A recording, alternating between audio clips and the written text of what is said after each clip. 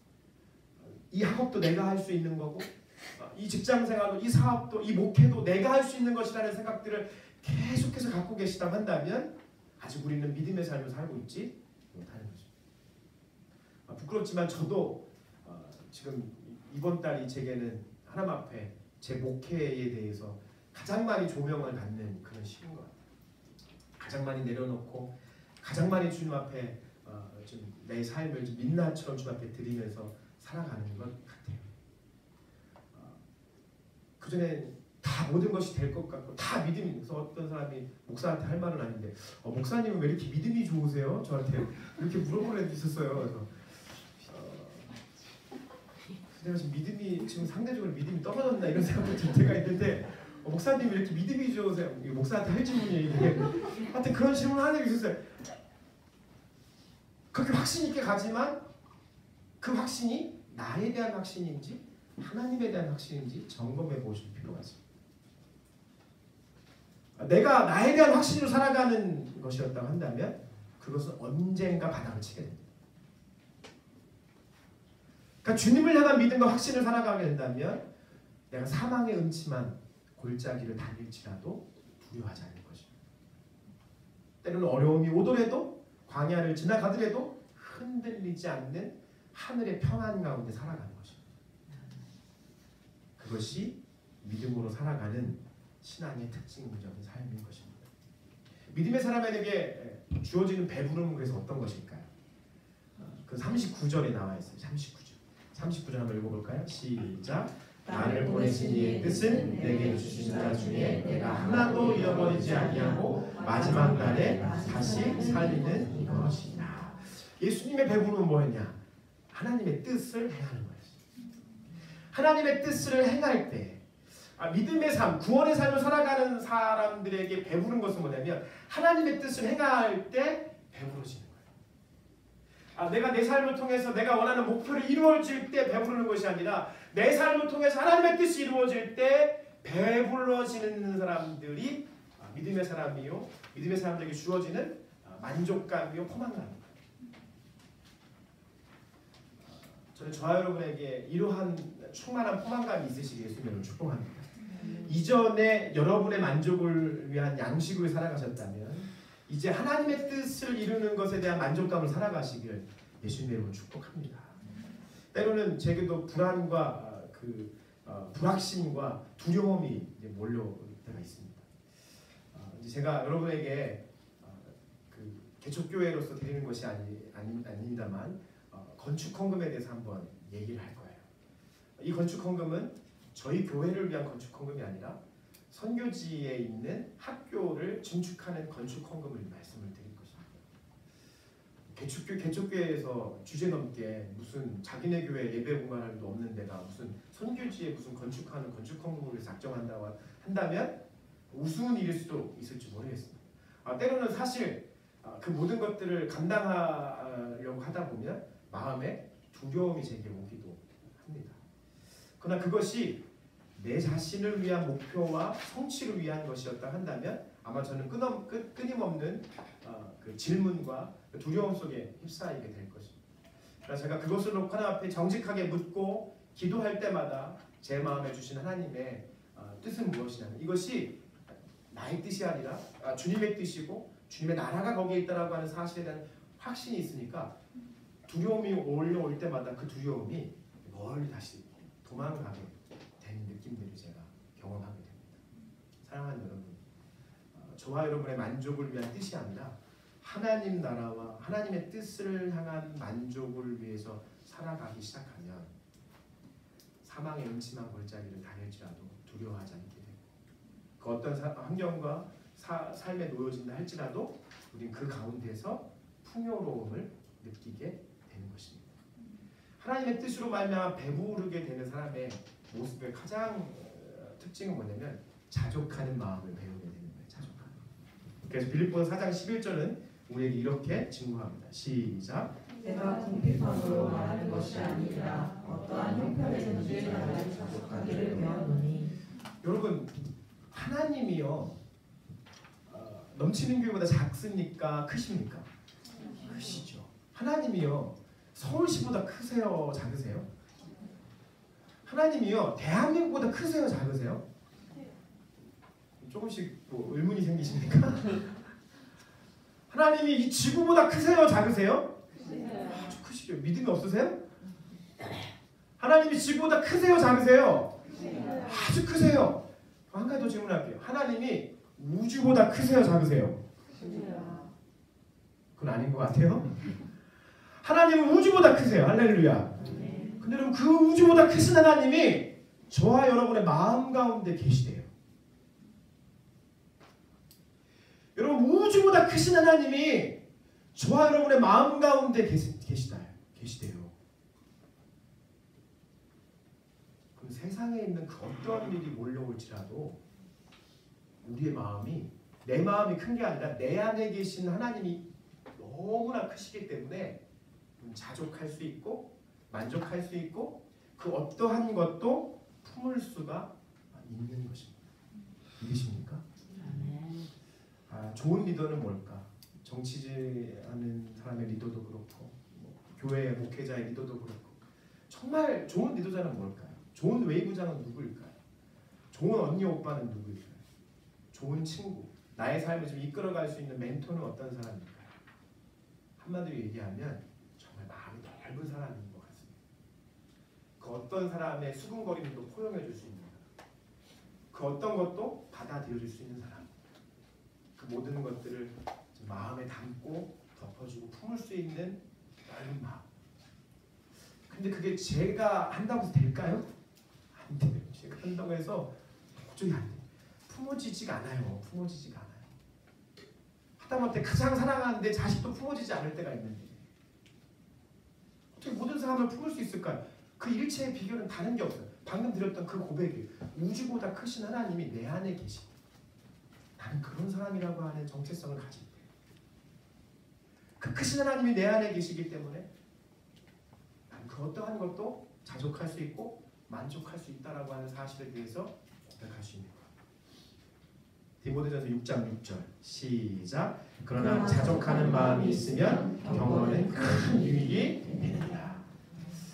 이렇게 넓은 마음, 포용할 수 있는 마음, 자족하는 마음들이 있으면 뭐에 큰 유익이 된대요?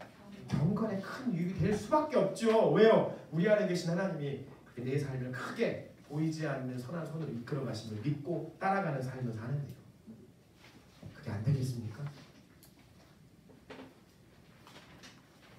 저는 저와 여러분들에게 이러한 마음으로 하나님의 뜻, 하나님이 우리 안에 계심으로 그 뜻이 이루어짐으로 말미암아 삶의 만족감과 배부름이 충만하시기를 예수님의 이름으로 축복합니다. 보이는 것이 부족할 수 있습니다. 우리 어떤 형제가 우리 교회 오고 온 지 얼마 안 돼가지고 오해를 많이 했다고 하더라고요. 앞에 있는 그 유신의 자매가 우리 교회 여자 전도사님인 줄 알고 저분은 우리 교회 전도사님이시죠. 인사를 했다는 후문이 있습니다. 근데 그 형제뿐만 아니라 제가 아는 어른들 중에 우리 교회 자매 왔다 갔다 해서 저 앞에 있는 자매는 우리 교회 전도사님이야? 이렇게 물어보는 경우가 있죠. 네. 얘기가 나왔으니까 오해를 좀 바로잡아야 될 것 같아서 그 형제가 오해하고 있는 것 같아서 제 아내는 여기 피아노 반주하고 있는 자매가 제 아내입니다. 제가 맨날 제 아내 할 때만 이쪽으로 바라봤는데 묘하게 전미수 시사님하고 이렇게 오해가 돼가지고 전미수 시사님이 우리 교회 사모님인 줄 알았다라는 그런 후문이 있어요. 제 아내는 여기 있는 사람이 제 아내입니다. 어쩔 수 없죠. 개척교회니까 사모님이 반주도 해야 되고 어쩔 수 없죠. 뭐 사역자가 아닌 사람이 찬양기도도 하는 거죠. 뭐 그렇죠. 그래서 뭐 모든 일들 다 해야 되는 것들이 참 많습니다. 그러나 그게 우리가 생각하고 있는 기본적인 삶이 아니다 할지라도 부족하다 좀 할지라도 그 우리에게 아무런 우리에게 작용을 할 일들이 아닌 것입니다. 그럼 가만히 우리 삶을 되돌아보고 생각해 보면 그렇게 내가 속앓이라고 끙끙 앓고 있는 모든 일들이 알고 보면 하나님의 크신 눈과 크신 마음을 딱 바라보면 사실 아무것도 아닌 일들이 참 많은 것입니다. 하나님의 뜻으로 나아갈 때 그렇게 믿음으로 나아갈 때 그런 믿음의 삶을 나아갈 때 보면 참 아무것도 아닌 일들이 참 많이 있는 것입니다. 제가 좋아하는 찬송이 이 찬송인데요. 주 안에 있는 나에게 난 근심이 있으랴. 찬송이 있습니다. 찬송가에 있는 찬양인데 이 찬양을 좋아하는 이유는 이 찬양의 가사를 보면 오늘 우리에게 주는 귀한 메시지가 이렇게 다 담겨 있기 때문에 가사를 보면 이렇습니다. 여러분 아시는 분도 아시겠지만 주 안에 있는 나에게 딴 근심이 있으랴. 십자가 밑에 나아가 내 짐을 풀었네. 2절에 보니까 이렇게 돼 있어요. 그 두려움이 변하여 내 기도 되었고 전날의 한숨 변하여 내 노래 되었네. 내 주는 자비하셔서 늘 함께 계시고 보이지 않는 선한 손으로 늘 함께 계시고 내 궁핍함을 하시고 늘 나를 선한 길로 인도하시며 채워주시네. 내 주와 맺은 언약은 영불변하시니 그날아 가기까지는 나를 늘 보호하시네. 주님을 찬송하면서 할렐루야 할렐루야 내 앞길 멀고 험해도 나 주님만 따라가리. 우리 지난 2주 동안 양식이 아니라 영생라는 제목으로 2주 동안 말씀을 나눴습니다. 여러분 여전히 양식을 따라 살고 계십니까? 양식이 필요 없다는 얘기가 아닙니다. 예수님도 양식이 필요하기에 오병이어의 기적을 베풀어 주셨습니다. 그러나 그 양식 이후에 주님께서 가르쳐 주시는 것은 영원한 양식, 영원한 생명의 양식, 하나님의 뜻을 행하는 것, 믿음으로 살아가는 것, 그것이 우리의 영원한 양식임을 말씀하고 계십니다. 우리 함께 이 찬양을 고백하시면서 여러분에게 이러한 믿음이 새겨지시기를 예수님의 축복합니다. 함께 고백하십시다.